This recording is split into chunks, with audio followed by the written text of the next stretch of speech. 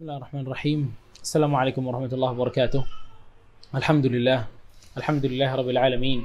Wassalatu wassalam atammani al-akmalani ala mab'utsin rahmatan lil alamin. Nabiyina Muhammad wa ala alihi wa sahbihi ajma'in. Ba'd. Ikhwata barakallahu fikum. Hari-hari ini kita udah melewati bulan Ramadan dan kita sekarang masuk ke bulan Syawal. Dan ternyata kita masih dalam cobaan yang Allah berikan, kita masih dalam wabah COVID-19. Dan semoga apa yang Allah berikan sekarang ini dari wabah ini salah satu atau akan menjadi salah satu ladang pahala kita jika kita menghadapinya dengan kesabaran.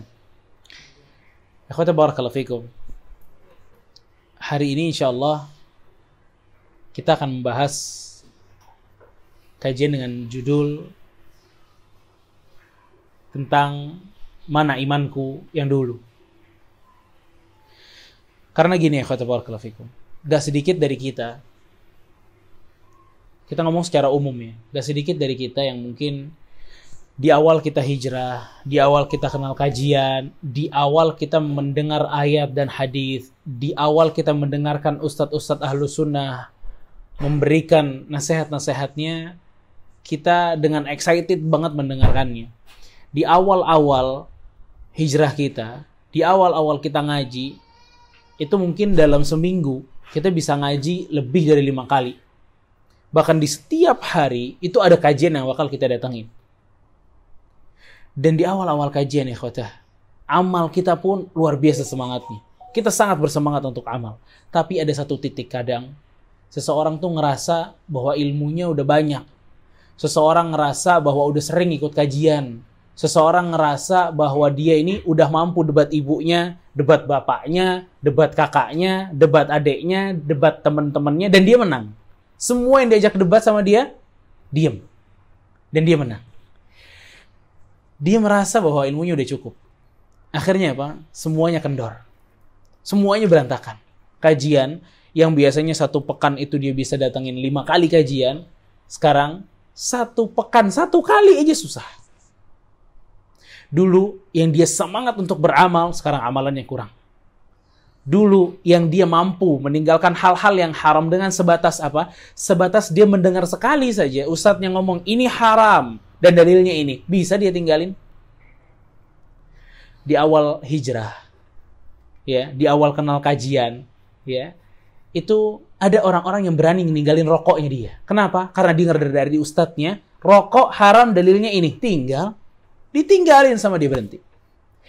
Di awal hijrah, di awal dengerin kajian, ada orang-orang yang berani stop dengerin musik.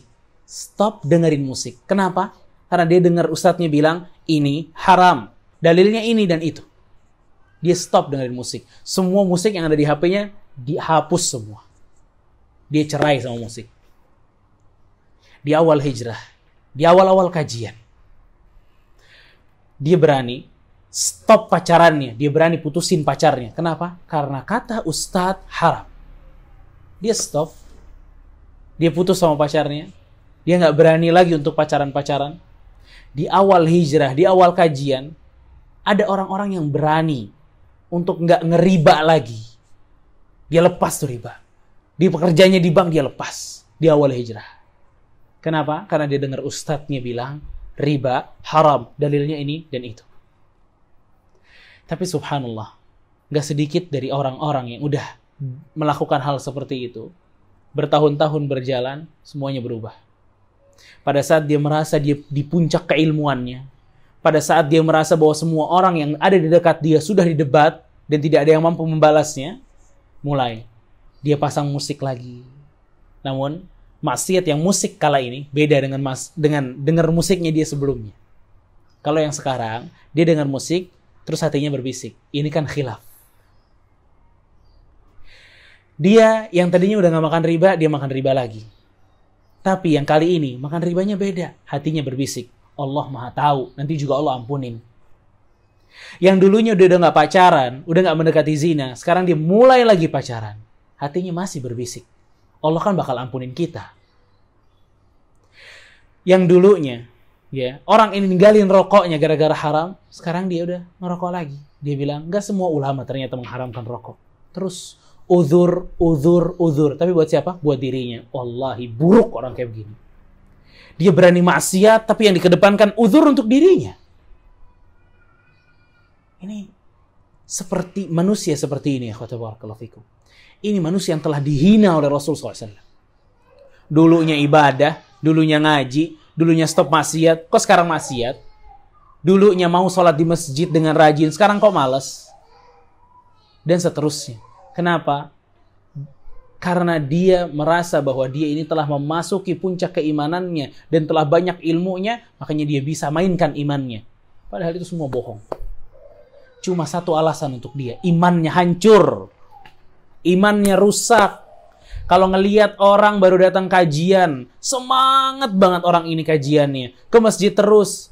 Terus dia bilang, ini orang lagi semangat-semangatnya. Ya itu dulu ente. Sekarang dihina sendiri sama diri kita. Rasul kita sallallahu alaihi wasallam tuh bilang, "Ya Abdullah, la takun mithla fulan, kana yaqumul lail, fataraka qiyamal lail." Wahai Abdullah, jangan kayak si fulan ya. Dulu dia tuh bangun malam, sekarang dia tinggalin bangun malam. Tuh dihina sama Rasul sallallahu alaihi wasallam, orang yang udah di-track ibadah kemudian ditinggalin ibadahnya. Oke. Kata Rasul sallallahu alaihi wasallam bilang, "Likulli amalin syirrah wa likulli syirratin fatrah." Setiap amal tuh ada masa semangatnya. Dan dalam masa semangat itu emang ada rasa malesnya nanti. Tapi ikhwata barakallahu fikum, Rasul juga udah ngasih cara penanggulangannya gimana, udah. Rasul kita sallallahu alaihi wasallam mengatakan, "Man kanat fitratuhu ila Allah ila sunnati faqad aflah." Siapa yang kalau lagi futur, lagi males, lagi imannya berantakan, dia tetap dalam sunnahku, maka dia akan menang. Ya, dia akan bahagia. Jadi nggak ditinggalin semua sama dia. Sekarang ya ikhwata, mungkin antum juga punya cerita tentang teman antum yang dulu bareng, hijrah bareng. Terus sekarang nggak ada. Nggak pernah lagi yang namanya kekajian bareng. Setelah setahun berjalan, 2 tahun berjalan, dia hilang. Atau bahkan kita yang hilang. Dia lanjut, kita yang hilang.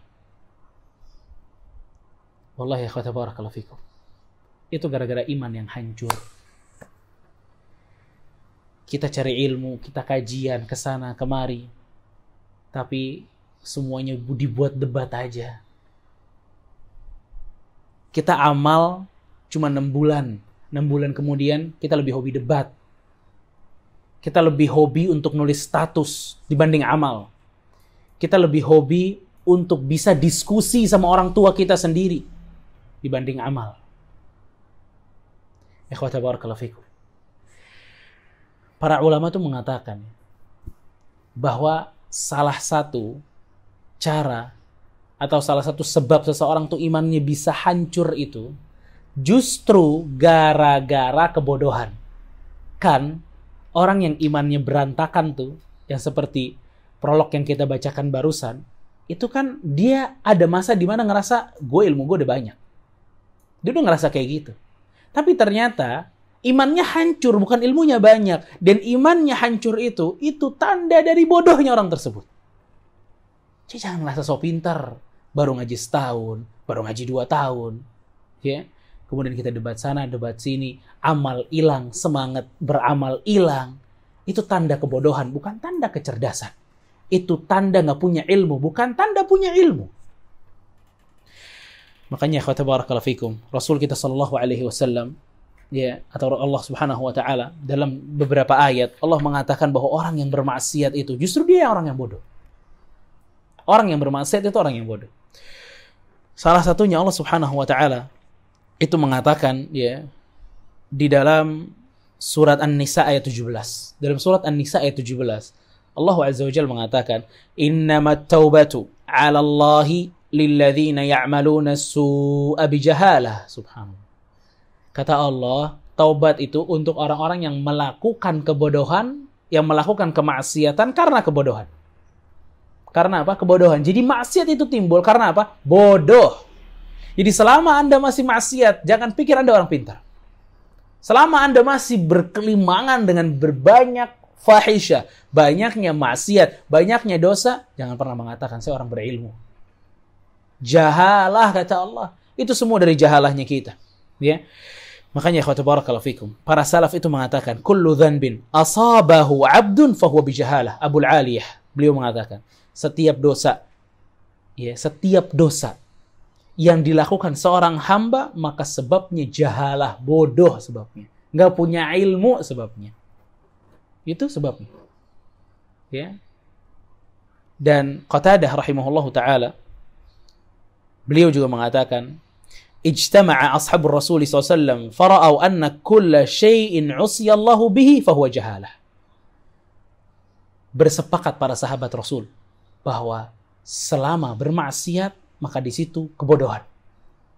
Orang itu bodoh pada saat dia maksiat, bukan orang ilmu, bukan ahli ilmu. Bahkan As-Suddi mengatakan rahimahullah, madama ya'si Allah fahuwa jahil. Dan antum dengar ini, ya, untuk setiap orang yang merasa bahwa buku udah banyak kita baca, setiap orang yang merasa bahwa semua orang udah bisa didebat, setiap orang yang merasa bahwa udah lama hijrah, udah lama kajian, makanya dia nggak mau lagi kajian, dia mau datang ke kajian, dia bilang itu aja kajiannya, dan seterusnya. Ya, Suddi mengatakan rahimahullah, kullama usiyallahu bihi fahuwa jahil. Setiap orang yang bermaksiat kepada Allah namanya jahil. Selesai. Jahil. Jahil tentang apa? Jahil tentang Rabb Azza wa Jal. Wallah, bodohnya kita, gak ada ilmunya kita tentang Allah subhanahu wa ta'ala, itu yang menyebabkan kita gak takut sama Allah. Makanya apa kata para ulama? Al-ilmul khasyah. Allahu Akbar. Ilmu tuh khasyah. Rasa takut kepada Allah tuh ilmu. Selama nggak ada rasa takut, jangan bilang kita orang yang berilmu. Jangan bilang kita talibul ilm. Talibul ilm punya rasa khasyah karena ada ilmu yang dia miliki. Makanya kata barakallahu fikum, dulu kita punya khasyah. Dulu kita memaksiat takut. Tapi berjalan waktu, iman kita berantakan, iman kita hancur, kita nggak takut maksiat. Justru kita mengedepankan alasan Allah Ghafurur Rahim. Allahu Akbar. Kalau maksiat Ghafurur Rahim. Ya. Kalau maksiat Ghafurur Rahim, subhanallah. Padahal dia lupa. Allah subhanahu wa ta'ala juga syadidul iqab. Keras azabnya. Maka nggak bakal pernah beriman seseorang pada saat dia bermaksiat, dia tingkatkan atau dia selami makna-makna Allah subhanahu wa ta'ala yang justru maha pengampun dan lain sebagainya. Ya kapan dia akan takut maksiat? Justru agar kita menimbulkan rasa khasyah, maka kita dibutuhkan untuk mendalami nama-nama Allah subhanahu wa ta'ala, sifat-sifat Allah subhanahu wa ta'ala yang dikatakan di sana syadidul iqab, keras azabnya dan lain sebagainya. Dan Allah subhanahu wa ta'ala mampu untuk menghukum seseorang walaupun dengan satu dosa. Mampu Allah. Satu dosa aja dihukum bisa.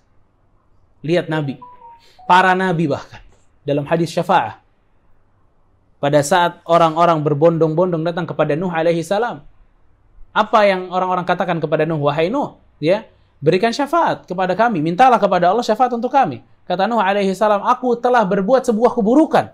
Apa itu? Saya mendoakan keburukan untuk kaumku. Lihat, satu dosa dihukum oleh Allah, tidak bisa memberikan syafaat kala itu sebelum Nabi kita sallallahu alaihi wasallam.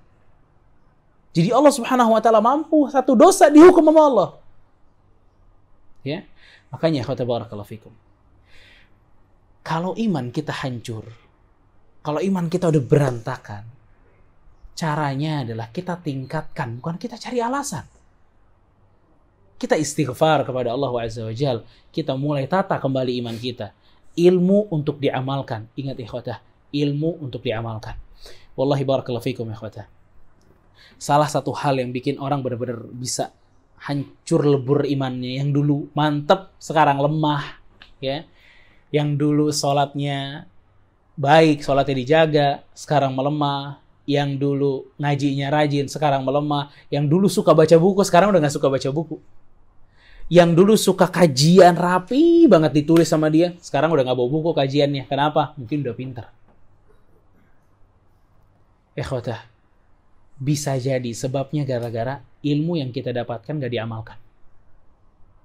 Ilmu yang kita dapatkan gak diamalkan. Wallahi, ilmu yang kita dapat di kajian ikhwatah, kita amalkan. Sekarang, ya manusia lemah memang. Tapi kalau kita pikir ikhwatah, mungkin di antara kita udah ada yang ikut kajian ini udah berapa? Udah berapa kajian yang pernah kita datengin? Mungkin lebih dari 50. Kemana tuh 50? Mungkin ada yang udah kajian, saya udah mulai kajian Ustaz sekitar 5 tahun Ustaz. Tapi 5 tahun, kalau 1 tahun bisa dengerin 50, 250 kajian, berarti 250 majelis ilmu dia udah pernah duduk di situ. Mana bekasnya? Mana samarahnya mana? Buahnya mana? Apakah buahnya hanya perdebatan? Apakah buahnya cuma ditaruh di status? Gak ditaruh di hati? Itu doang. Ditaruh di IG, nggak taruh di hati, itu aja. Kayak gitu buahnya amal, kayak gitu buahnya ilmu, enggak. Buahnya ilmu adalah amal, ikhwata. Makanya ikhwata barakallahu fikum. Rasul kita SAW dalam sebuah hadis mengatakan, La tazulu qadama abdin yawmal qiyamah hatta yus'alu an arba'. Seseorang nggak mungkin bergerak, kata Rasul, kakinya di hari kiamat, kecuali setelah ditanya 4 perkara. Apa salah satu perkara yang akan ditanya? An ilmihi, ilmunya, fima amila, dibuat amal apa enggak? Subhanallah. Kita kajian ya ikhwata, kita biar dapat ilmu, iya kan? Dan ilmu itu wasilah bukan ghayah. Ilmu itu wasilahnya, sarananya, tujuannya apa? Amal. Kita biar sampai ke tujuan nih, makanya pakai ilmu. Kita biar sampai ke tujuan, makanya kita pakai apa? Pakai ilmu. Tapi ada orang-orang yang menjadikan wasilah sebagai tujuan. Ada yang menjadikan ilmu ini sebagai tujuan buat dia. Kesibukan saya mengoleksi ilmu. Nggak ada tujuan amal, nggak ada. Ya nggak gini cara salaf mereka dalam menuntut ilmu. Ikhwata barakallahu fikum. Coba kita berpikir deh. Kita diperintahkan oleh Allah baca Al-Fatihah di setiap hari. Setiap hari kita baca Al-Fatihah. Dan gak sekali. Berkali-kali kita baca Al-Fatihah. Dan setiap kita baca Al-Fatihah, itu kita doa sama Allah. Ihdinas siratal mustaqim. Sebaik-baiknya doa nih, ihdinas siratal mustaqim. Ya Allah, berikan kami jalan yang lurus. Tunjukkan kepada kami jalan yang lurus. Kayak apa sih jalan yang lurus? Allah jelaskan, siratal ladzina an'amta 'alaihim, jalan yang engkau telah berikan nikmat di dalamnya, ghairil maghdubi 'alaihim waladdallin, bukan jalan yang dimurkai, juga bukan jalan orang yang disesatkan. Nah, Anda pengen antum berpikir sejenak ikhwatah. Ada 3 jalan. Jalan yang diberikan nikmat oleh Allah, jalan kesesatan, dan jalan yang dimurkai. Kita ikhwata barakallahu fikum, itu setiap hari minta jalan yang ini. Jalan yang di dalamnya ada kenikmatan. Bukan jalan yang tersesatkan, bukan juga jalan yang dimurkai. Maghdub, dimurkai. Siapa yang dimurkai? Dimurkai, kata para ulama, itu adalah para Yahudi. Apa yang menyebabkan orang-orang Yahudi ini dimurkai oleh Allah Azza wa Jalla? Karena dia punya ilmu tapi nggak mau amal. Dia punya ilmu tapi nggak mau untuk amal. Adapun Nasrani, ad-dallin. Kenapa mereka disebut ad-dallin, yang tersesat? Karena mereka nggak punya ilmu tapi beramal. Ikhwatah, berarti ini kan dua jalur yang salah. Yang Yahudi punya ilmu tapi nggak mau amal. Yang Nasrani nggak punya ilmu tapi beramal. Oke? Kesalahan Yahudi gara-gara nggak beramal. Kesalahannya Nasrani gara-gara nggak cari ilmu. Maka dari sini kita faham bahwa jalan yang kita minta, yang di situ ada nikmat Allah Azza wa Jalla, adalah jalan ilmu dan amal. Jalan ilmu dan amal. Ini ikhwata barakallahu fikum, ini yang mestinya kita jadikan apa ya? Momok untuk hidup kita. Ini prinsip hidup kita, bahwa gue setiap ngaji, tujuan saya adalah beramal. Bukan nongkrong, bukan selfie-selfian, bukan cuma mau eksis aja, bukan cuma riya doang, tapi kita mau beramal. Setiap ayat dan hadis saya minta kepada Allah agar saya mampu melakukannya. Tuh. Dulu para salaf gitu ya, ikhwata. Ya, para salaf rahimahumullah mereka seperti itu, ya. Makanya kalau kita lihat ya ikhwata barakallahu fikum, bagaimana bersegeranya ya para salaf dalam beramal, itu luar biasa. Para salaf ikhwata barakallahu fikum, dalam sebuah hadis ya, Rasul sallallahu alaihi wasallam itu mengatakan, kepada Ali dan Fatimah radhiyallahu taala anhuma, ya, anak dan menantu Rasul sallallahu alaihi wasallam. Rasul bilang ke mereka berdua, "Awala adullukum ala ma huwa khairun laki min khadim?" Rasul bilang ke Fatimah, "Fatimah, mau nggak aku berikan sesuatu yang lebih baik daripada pembantu?" Jadi Fatimah tuh capek, dia perlu pembantu. Rasul datang terus bilang, "Mau nggak saya kasih tahu sesuatu yang lebih baik daripada pembantu?" Ya, makanya ini juga untuk orang-orang yang pengen punya pembantu tapi nggak punya pembantu. Ya, ikutin nih Rasulullah SAW. Ya, dijamin akan melihat perubahan yang luar biasa. Tapi ingat, bukan buat didengar doang, diamalin. Rasulullah SAW bilang, "Idza awaiti ila al-firash, tusabbihina Allah 33 wa tahmidanihi وتحمدينه 33 وتكبرينه 33." Kata Rasulullah SAW, kalau mau tidur, bertasbih 33 kali. Bertahmid, alhamdulillah 33 kali. Bertakbir 33 kali. Ini yang suami kasih tahu istrinya. Biar sebelum tidur ini 3 hal dilakuin. Ya. Subhanallah 33 kali. Alhamdulillah 33 kali. Allahu Akbar 33 kali. Qala Ali bin Abi Thalib. Nah, dengan itu ikhwata, Fatimah radhiyallahu taala anha enggak minta lagi pembantu sama Rasulullah SAW. Ya. Kita enggak, gara-gara kita enggak ngelakuin mungkin. Kita enggak tahu sirnya apa sih? Rahasianya apa sih? Bisa saja dengan zikir-zikir tersebut, itu Allah memang memberikan ketenangan. Memberikan semua urusan yang tadinya kita capek ngerjainnya, jadi enjoy, jadi enak, jadi lebih mudah. Mungkin banget ikhwata. Ali bin Abi Thalib, dan di sini yang kita mesti berikan pelajaran di sini adalah Ali bin Abi Thalib dibilang, "Fama taraktuha mundu sami'tuha min Rasulillah sallallahu alaihi wasallam." Saya enggak pernah tinggalin semenjak saya dengar dari Rasulullah sallallahu alaihi wasallam. Tuh para salaf. Sekali dengar amal, sekali dengar amal, sekali dengar amal.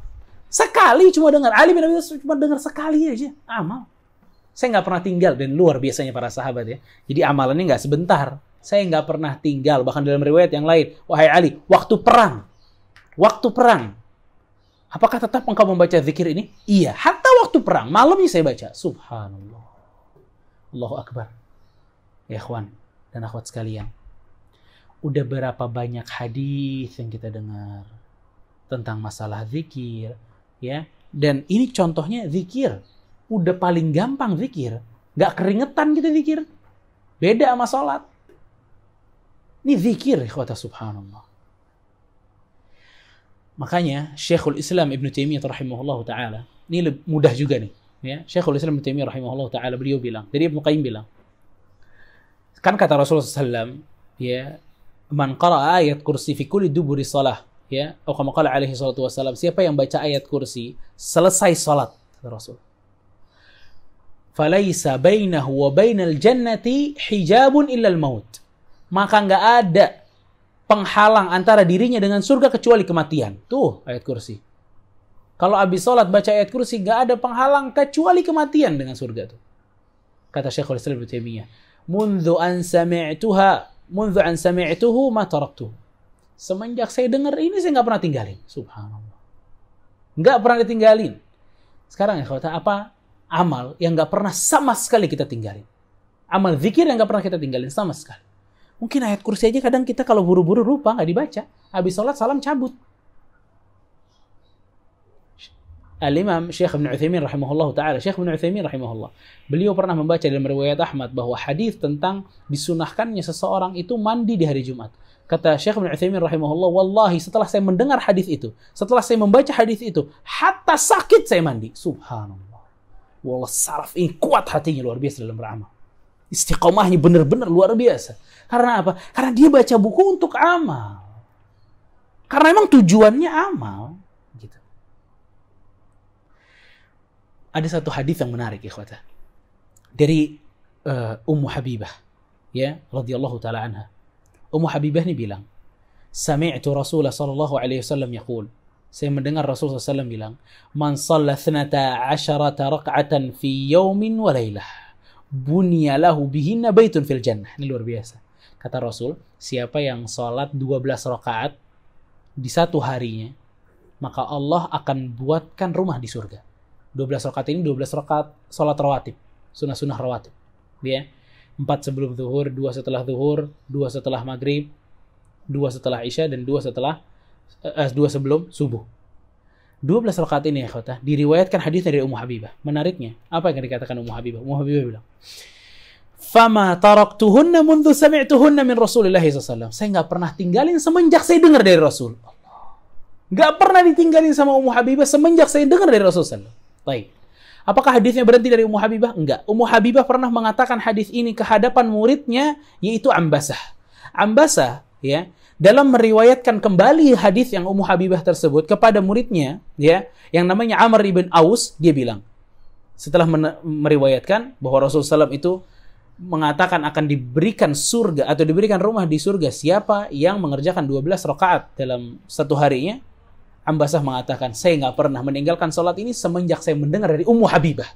Amr ibn Aus, muridnya Ambasah, kalau lagi meriwayatkan hadis ini, dia bilangin lagi ke muridnya, Nu'man ibn Salim, saya nggak pernah meninggalkan 12 rakaat ini semenjak saya dengar dari Ambasah. Nu'man ibn Salim, murid dari Amr ibn Aus, kalau ngeriwayatin hadis ini sama. Dia bilang, saya nggak pernah meninggalkan 12 rakaat ini semenjak saya mendengar dari Amr ibn Aus. Allahu Akbar. Itu lihat salaf. Satu hadis ngerubah semuanya. Kerubah semuanya. 12 rakaat bisa istiqomah, nggak pernah ditinggalin sama dia. Kapan? Apakah dengan 4 kali, 5 kali dengar, 1 kali dengar? Di meriwayatkan hadis ini dia mengatakan hal yang sama. Saya nggak pernah tinggalin ini. Saya nggak pernah tinggalin ini. Saya nggak pernah tinggalin ini. Ya, ini luar biasa ya. Silsilah amalnya luar biasa. Runtutan amalnya para salaf dalam mengerjakan hal ini sangat luar biasa. Ini menunjukkan dari bersegeranya ya para salaf rahimahumullah dalam masalah amal, ikhwata. Makanya di sini ikhwata barakallahu fikum, pentingnya kita yang suka ngaji, ya, terlebih yang udah mulai futur, yang cuma doyan ngaji doang, nggak doyan amal, bumerang buat kita. Wallahi, jadikan diri kita selain doyan sama ilmu, doyan juga sama amal. Amal. Dengar hadis yang tadi kan, bahwa seseorang itu nggak bakal bergeser kakinya sebelum ditanya oleh Allah tentang ilmunya.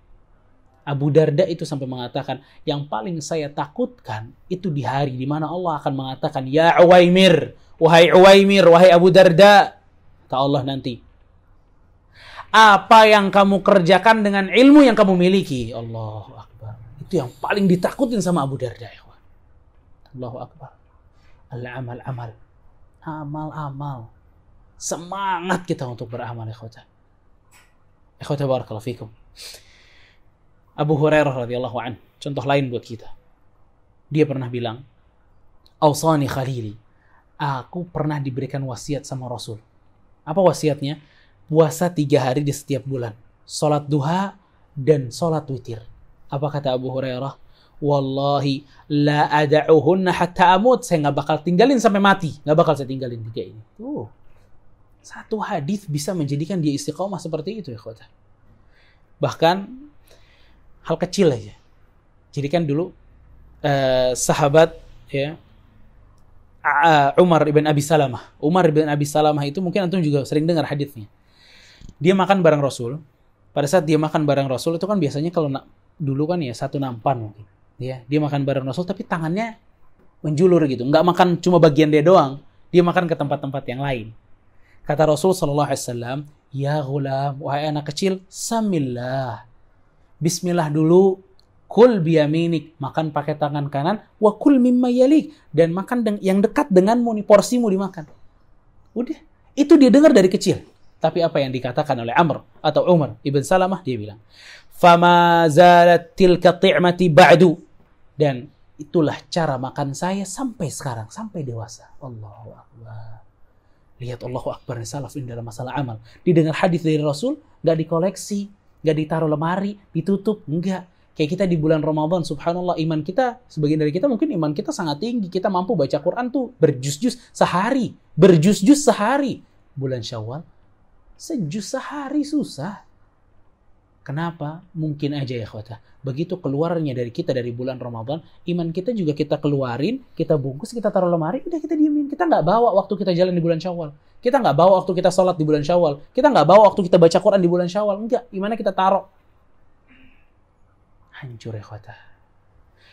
Ibnu Abbas itu pernah bilang, iman itu akan selalu berkurang dengan maksiat. Berkurang, sampai habis. Na'udzubillah. Wallahi iman kalau udah habis jangan cerita masuk surga. Nggak ada masuk surga. Yang masuk surga itu orang yang masih punya iman walaupun sedikit. Tapi kalau udah habis nggak ada cerita masuk surga. Na'udzubillah. Makanya ikhwata barakallahu fikum, ya. Amal ini penting buat kita. Ya. Kita terlebih yang udah ngaji ya. Penting banget buat kita amal ini. Kita udah banyak dengar kajian, tapi kemana amalnya? Ya. Jadikan dari wallpaper HP kita ilmu amal, ilmu amal, ilmu amal. Ya. Jadi si ilmu ini benar-benar bisa membekas di hati kita ya ikhwata. Karena wallah cari di Al-Quran. Kapan Allah subhanahu wa ta'ala ya, akan menghisap atau menghitung pahala dari ilmu kita? Enggak. Allah akan menghitung pahala kita itu dari amal kita. Amal. Yang ditanya sama Allah itu bakal amal. Bima kuntum ta'malun, kata Allah. Dengan apa yang kalian telah kerjakan. Dengan apa yang telah kalian kerjakan. Ya. Makanya para salaf rahimahumullah seperti Sufyan Ats-Tsauri atau Al-Imam Amr bin Qais, beliau bilang, "Ma balagani hadithun an Rasulillah illa alimtu bihi illa amiltu bihi." Tidaklah aku mendapatkan sebuah hadis dari Rasul sallallahu alaihi wasallam kecuali akan aku kerjakan. Ya. Walaupun cuma sekali aku akan kerjakan, kata Imam Ahmad. Ya. Makanya ikhwata barakallahu fikum, pentingnya kita ini untuk musara'ah, ya, bersegera di dalam masalah apa? Amal. Ikhwata barakallahu fikum.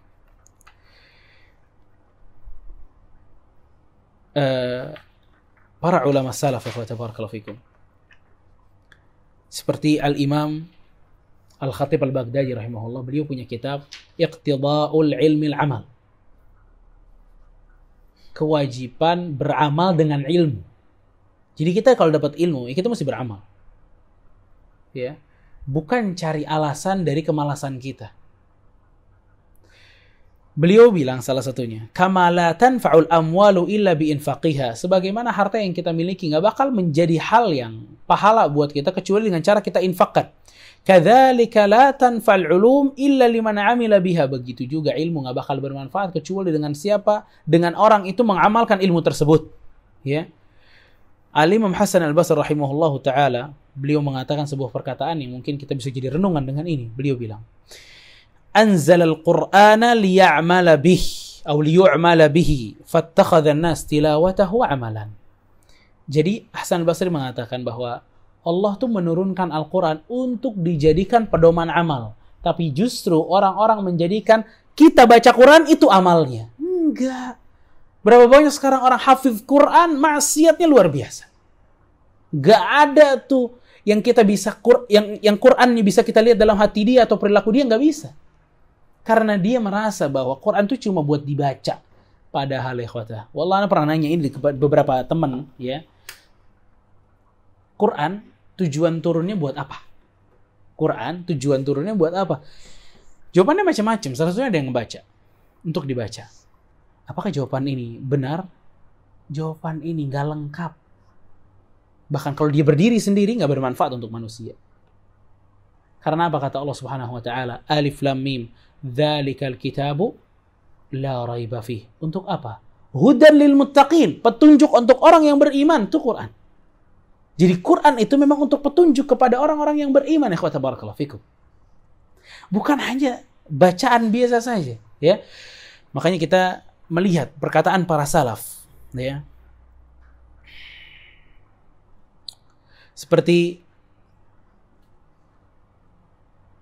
Abdullah ibn al-Mu'taz, beliau mengatakan, ilmun bila amal kasyajaratin bila thamarah. Ilmu tanpa amal itu seperti pohon gak ada buahnya. Seperti pohon gak ada buahnya. Menariknya ya ikhwatah, ini juga mungkin buat kita-kita yang udah biasa ngaji, bahkan kita yang sering nge-share konten-konten yang bermanfaat, ya. Kita sering bikin kajian dan lain sebagainya. Ada sebuah doa, ya, dari seorang salaf yang sampai doa ini dikatakan oleh Syekhul Islam Ibnu Taimiyah rahimahullah, wa huwa min ahsanid du'a. Jadi sebaik-baiknya doa. Ya. Dikatakan oleh Mutarrif Ibn Abdullah Ibn Syekhir rahimahullah. Beliau dalam doanya dia bilang, Allahumma inni a'udzu bika an yakuna ahadun as'adu bima 'allamtani minni wa a'udzu bika min an akuna 'ibratan li ghairi. Dalam doanya dia bilang, ya Allah, aku berlindung kepadamu dari adanya orang yang lebih bahagia dengan ilmuku dibanding diriku sendiri. Subhanallah.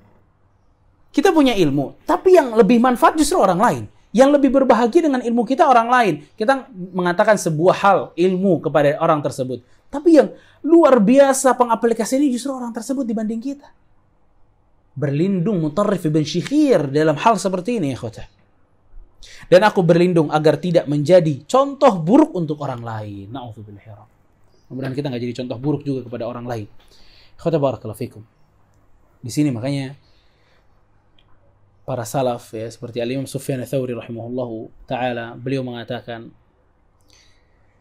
anna Sufyan rahimahullah su'il. Sufyan Ats-Tsauri rahimahullah pernah ditanya, "Talabul ilm ahabbu ilaika awil amal?"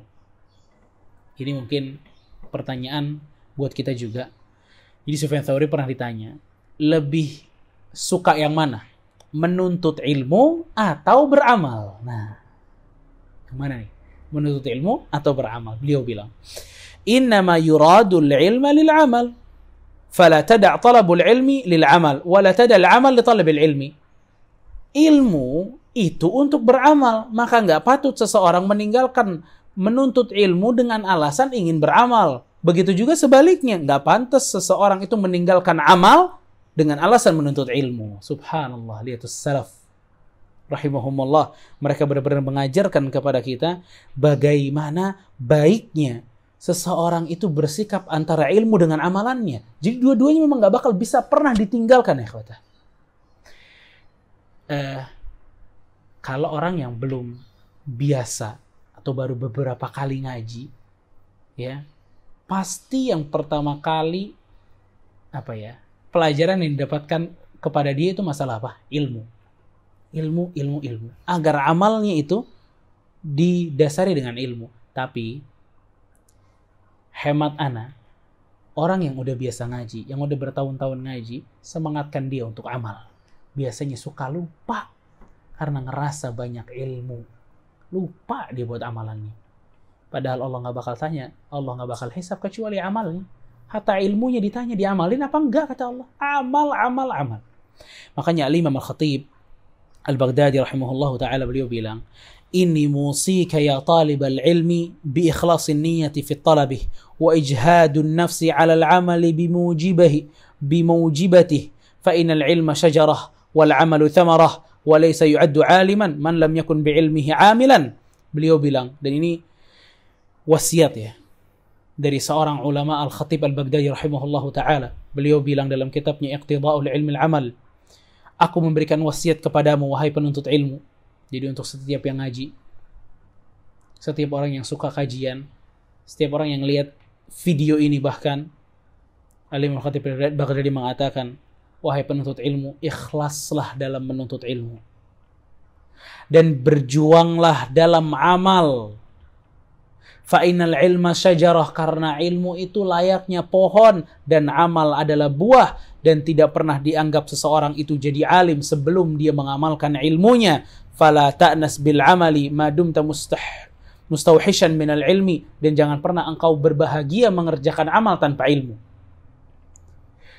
Wala ta'nas bil ilmi ma kunta muqassiran fil amal, dan jangan pernah engkau puas engkau punya ilmu tapi tak pernah beramal. Walakin ijma' bainahuma, tapi gabungkan keduanya, ilmu dengan amal. Wa in qalla nasibuka minhuma, walaupun sedikit ilmumu, maka yang sedikit ini amalkanlah. Wa ma syai'un ad'afu min 'alimin taraka an-nasa ilmahu li fasadi tariqati, dan seburuk-buruknya orang adalah seseorang yang punya ilmu banyak namun manusia meninggalkannya karena enggak pernah melihat dia beramal.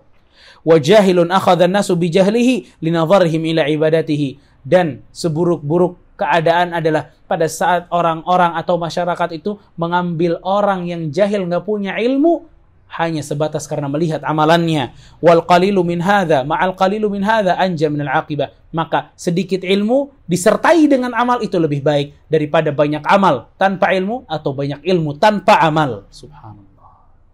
Allahu akbar. Ya. Makanya kata barakallahu fikum, semoga Allah Subhanahu wa taala memudahkan kita untuk beramal. Karena gak ada yang bisa memudahkan kita untuk beramal kecuali taufik dari Allah Azza wa Jalla. Karenanya ikhwatah, ilmu yang kita miliki sepanjang kita hijrah ini, catatan yang pernah kita catat di kajian, buka Buka sebelum jadi hujah yang memberatkan kita di hari kiamat nanti. Buka dan amalkan. Yang ada di situ diamalkan. Agar ilmu itu benar-benar bisa menerangi hati kita dan menjadi sebab kita masuk ke surganya Allah Azza wa Jalla. Barakallahu fikum, semoga bermanfaat. Wa sallallahu ala nabiyina Muhammad wa ala alihi wa sahbihi ajma'in. Wassalamualaikum warahmatullahi wabarakatuh.